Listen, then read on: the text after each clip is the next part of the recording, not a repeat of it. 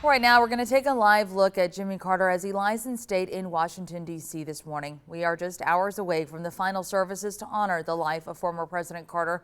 He continues to lie in state inside the U.S. Capitol Rotunda, where thousands have stopped by to pay their final respects. That includes President-elect Donald Trump and his wife Melania. The two paid their respects in the Rotunda.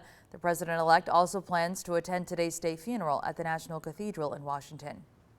Today also marks the National Day of Mourning for President Carter. The former president will continue to lie in state through 7 this morning. He'll then depart the U.S. Capitol for the last time. A motorcade will travel to the Washington National Cathedral for a funeral service. That service is expected to begin at 10 this morning.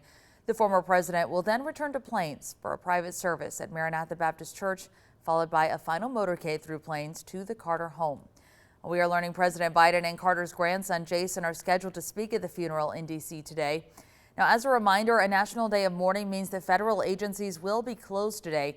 That includes the U.S. Postal Service and U.S. courts.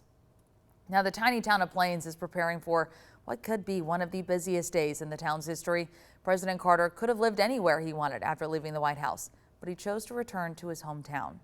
It's one thing to be a political associate of his. It's another thing to have him as your neighbor and your good friend.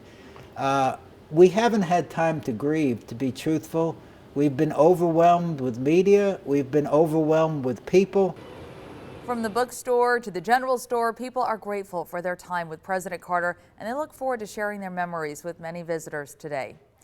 Now, before Jimmy Carter's laid to rest, you can stream our special honoring his life and legacy right now on 13 WMAZ+.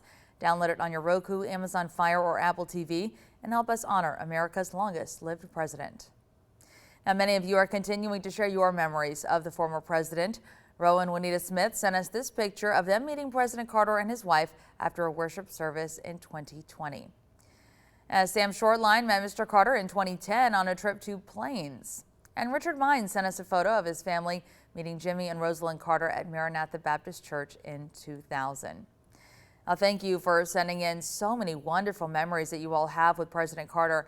Continue sending them to us as Georgia and the nation say their final goodbyes today. Text your photos and stories to 478-752-1309, and we'll be sharing them right here on the final day of President Carter's funeral services.